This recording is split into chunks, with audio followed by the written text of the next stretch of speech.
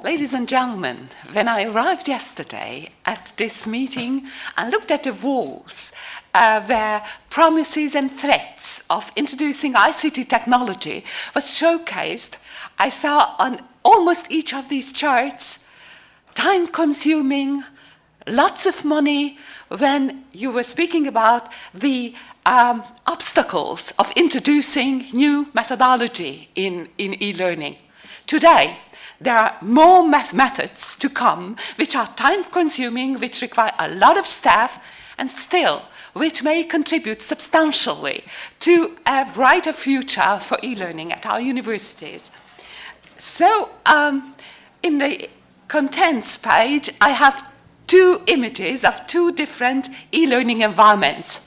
My university, ELTE University, Budapest, has long been hesitating to introduce e-learning.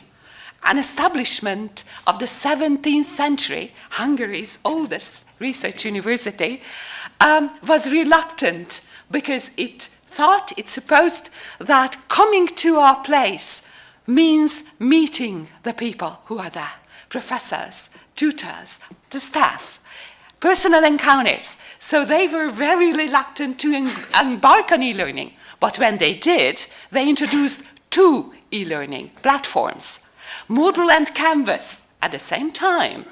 Moodle first and then Canvas for the second. Why? Because they represent two learning styles, two approaches to education. Moodle more traditional, supporting traditional forms of assessment, but open source and flexible. And Canvas very much oriented towards Web 2 technologies, lots of responsive approaches, easy to integrate. So apparently, our university decided to have both and tell the staff have an open chance to opt for one or the other, but not a chance to do none of them. So now we are in an experimental phase of looking at what to do with these two e-learning platforms.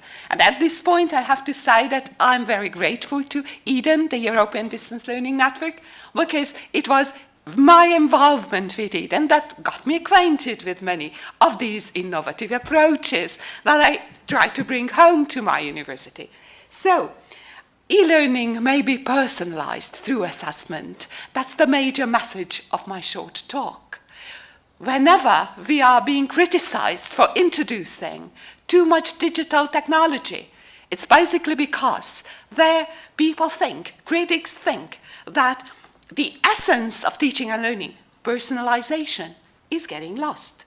However, when we are using it in a more responsive way and we focus on performance of students and not just knowledge, then we may capture effective features through digital technology, like motivation, change of attitudes during training, the genesis of new values. So, all in all, we have to use diagnostic and formative assessment in e-learning, not just testing, end of term, evaluation, that is to say, summative assessment. Formative assessment is part of the instructional process, while summative assessment is at the end of this process. Okay, so when you look at the two different approaches and the different methods connected to it, at the bottom you can see portfolios and rubrics. Rubrics are evaluation criteria that you're using when grading a paper, an essay, or a study of some sort handed in by students. Both portfolios and rubrics can be used in formative and in summative assessment. When you're using portfolios only to collect works, final works of students, then it's much more summative than formative. But when you are attaching reviews to portfolios, assessments of all sorts, notes of peers, then the same instrument will turn out to be a summative instrument. So while formative assessment is assessment for learning, Summative assessment is the assessment of learning results. Formative assessment wants to make students more capable of enhancing their output, their production, through changing their learning styles, introducing new strategies, forming their personalities. Summative assessment says what they have learned. So when we are discussing whom are we assessing, then assessment for learning is producing you with feedback, with a possibility to enter into dialogue with your students, while summative assessment is unfortunately very important for policymakers, for judging the excellence of your universities. So test results are much better for the institution, while qualitative, descriptive feedback is much better for teachers and students. So advantages of formative assessment, both students and professors may be more responsive. Formative assessment based on personalized feedback, not personal, but personalized, may help us identify conceptual errors that students have during the learning process, and not just at the end of the learning process. And also, this type of assessment models reflectivity. So informal formative assessment methods are very well supported by e-learning platforms, but your staff has to be taught how to use them. In terms of testing, everybody knows how to create a test. Those who teach know what they want to get back, and they can construct the test easily. But in formative assessment, these methods have to be learned because we have not encountered them when we were at school. Most of us in our 50s and 60s, definitely not, and probably even younger, haven't encountered instances of assessment like short written reflections in dedicated fora. When there is a lecturing course, for example, that I'm holding, during the lecture, I put questions to students that they can at once answer in dedicated fora of the e-learning environment. When I go down, up from the basement where I lecture to my office on the 7th floor, there are about 50 responses that reflect on questions put during the talk. So this gives the lecturer an immediate feedback on what is understood and what is not. These are very, very emotional moments when I come and look at the survey, a quick survey that was done attached to the courses. And it turns out that many, many students who are bright and capable have not only misunderstood, but understood the opposite that I was going to tell them. Well, this, of course, makes me modify the lectures. In terms of an e-learning course, it is quite easy even to quickly modify the learning material. Inserted checks for understanding through embedded quiz questions in learning materials are also extremely helpful because these quiz questions help students to figure out what they have to learn deeper.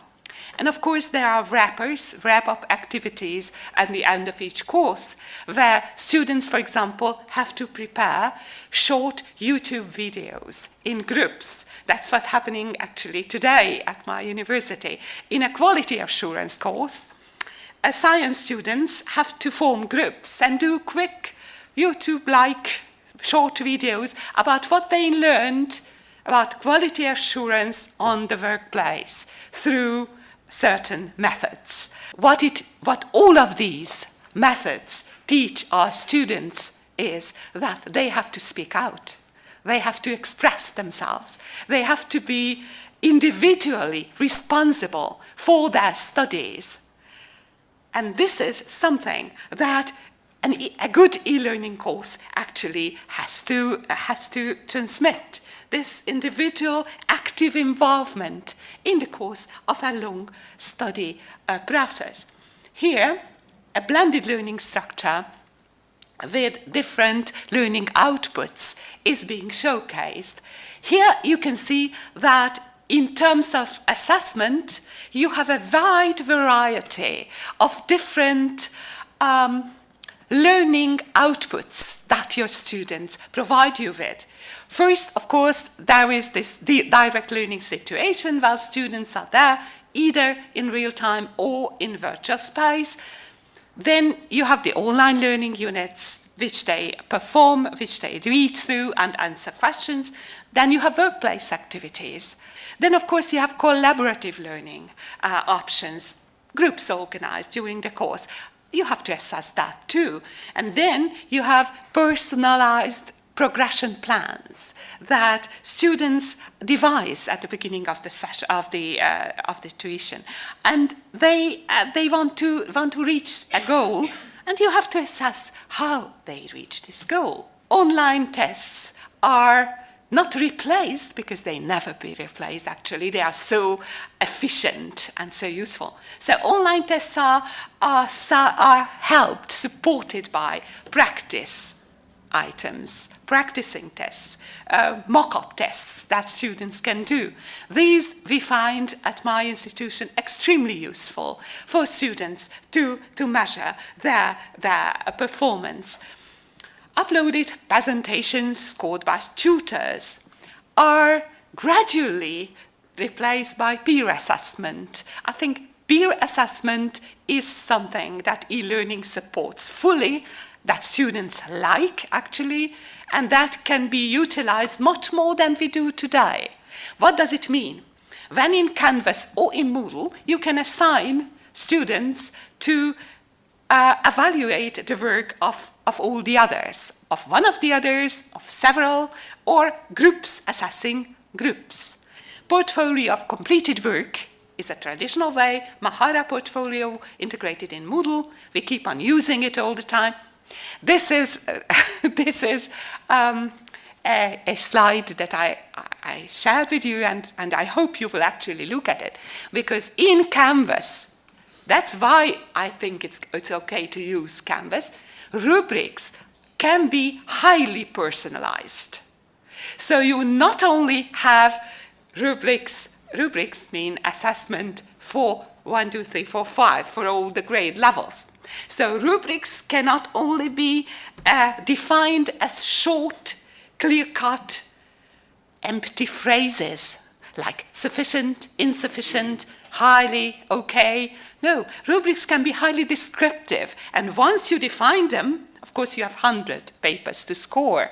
You don't want to write them again and again. But once you define a rubric of, let's say, 6 levels, I don't like 5, I like 6, to have something for the talented ones, for outstanding performance, you define them, then you can, with the click of a button, assign them to student work.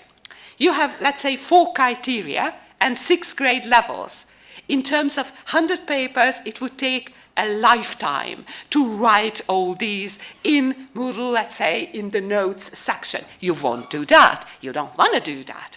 But if you have rubrics in Canvas, then you say, okay, level 1, this student is on criterion 1, style, for example, written style, scientific reasoning.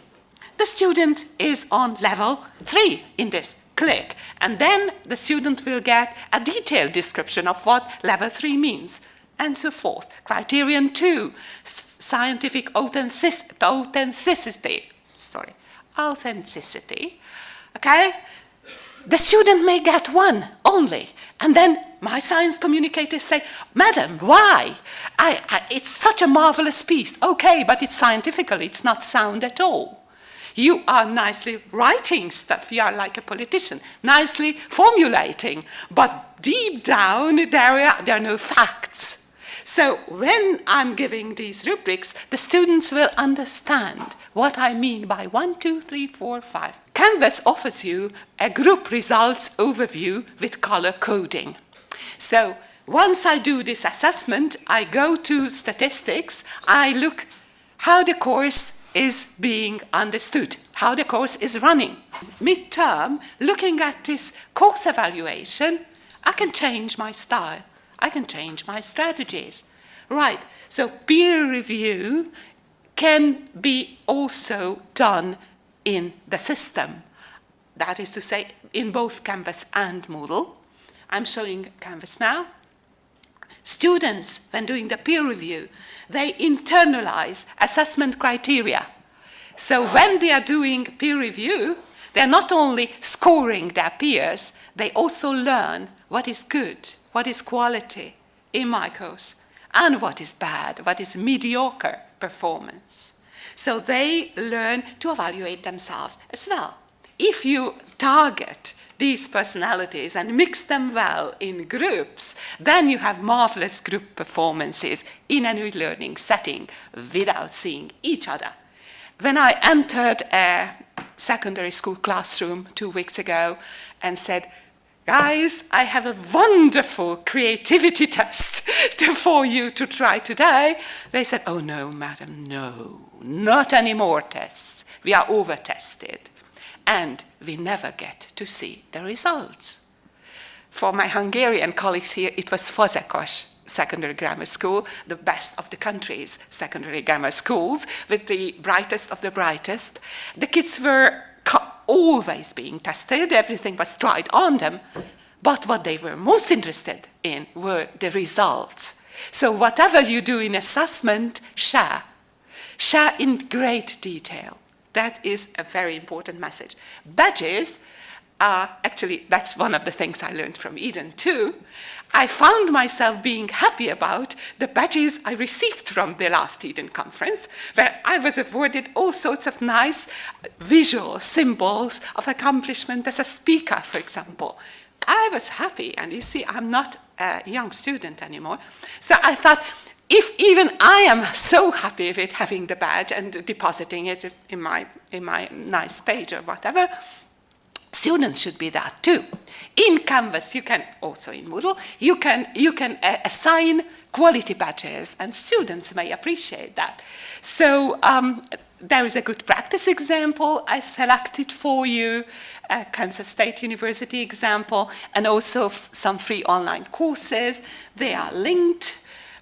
Best practices from one of my favorite universities, Penn State, Pennsylvania State University, who are using the system, and the URLs are provided for you to see how they do. And of course, I added some references that most of them are online. The references are on the last page. Okay, if you want to take a picture, here are the references. So to sum up, the messages that I tried to put through to you during this short presentation is that e-learning shouldn't be a mass enterprise of faceless bulk of students. E-learning through assessment can be highly relevant, authentic, personal, simply exciting to be part of. And this is what we all at university level are striving at. Thank you very much.